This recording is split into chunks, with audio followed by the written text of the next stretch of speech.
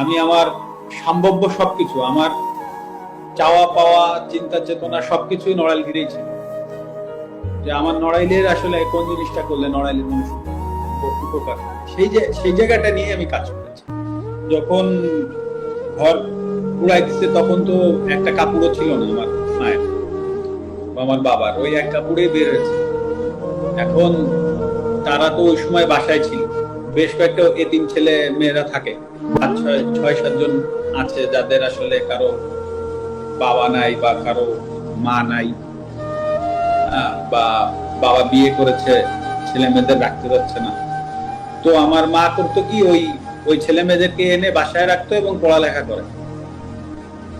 তো ওই ছেলে মেয়েগুলো এখন আসলে ইনসিকিউর হয়ে গেল। এখন তো ধরেন বাসায় তো এখন কেউ থাকার সুযোগ নাই, সেখানে ওদেরকে বা আসলে কিভাবে রাখবো বা কি করবো, এখন কিছু না কিছু করতে হবে। এখন দেখি, তো ওরাই আসলে, তো আমার বাবা মাকে দেখেই রাখতো, ওরাই আমার বাবা মাকে টেনে ঘর থেকে বের করে নিছে। শেষে আলহামদুলিল্লাহ আমার বাবা মা বেঁচে আছে, এটাই বড় ব্যাপার।